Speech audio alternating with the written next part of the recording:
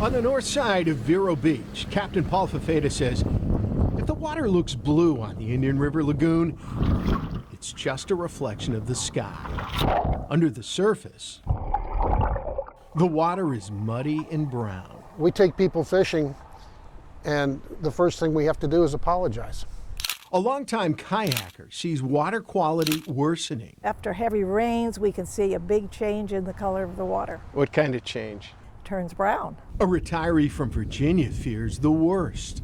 You don't want to let it get so far that you can't reverse it. I'm going to skirt this right shoreline. Charter boat captain Paul Fafeta has been boating on the lagoon for more than a half-century. This is the last manatee he saw.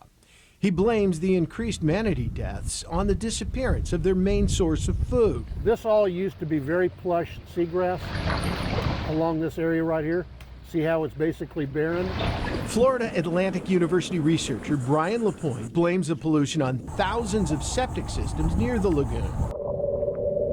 He says it threatens both wildlife and property values, especially in Indian River County. The can has been kicked down the road for so long, we're now seeing a crisis in the Indian River Lagoon. This graph, drawn from LaPointe's research, shows pollution from household sewage in the central Indian River Lagoon around Vero Beach is considerably higher than counties to its north and south.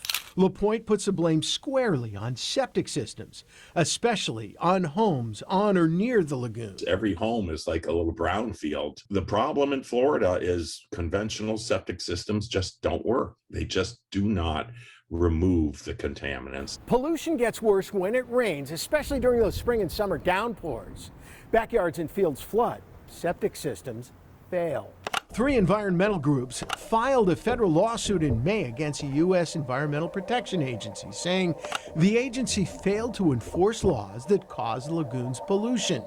The groups are Save the Manatee Club, the Center for Biological Diversity, and Defenders of Wildlife. The environmental groups not only blame septic tanks, but also fertilizer runoff for seagrass loss and algae outbreaks. This graphic from the environmental group Surfrider Foundation shows how septic systems treat household sewage. It keeps solids in tanks while the soil is supposed to filter liquid that seeps out. But scientists like Brian LaPointe say in Florida coastal communities, sand is a weak filter. And when groundwater rises, it moves sewage into the lagoon. See how dark that water is? The city of Vero Beach is taking action. It now inspects all home septic systems every 5 years and mandates those who fail inspections hook up to the central sewer. The city also no longer allows new homes to build septic systems. But records inspected by Contact 5 show only 35% of Vero Beach homeowners eligible to hook up to the central sewer line have chosen to do so. I'm still on septic. Retiree Donald Blank says he received an estimate of $9,000 to connect to the central sewer system.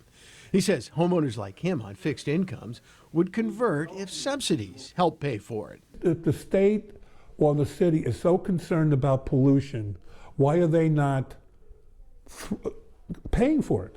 Blank also says he keeps his septic system maintained and he volunteers at the Environmental Learning Center. He bristles at the idea that his home is contributing to the Indian River Lagoon's pollution. This problem was here before we even moved here. Now that we're here, just me doing a correction to it is not going to solve the problem. Captain Paul Fafeta has hope. That's the cormorant. He also sees warning signs, dead and disappearing manatees, young pelicans alone in the river. Because they don't have the strength to fly north with their relatives, their parents. Dave Bohman, WPTV News Channel 5.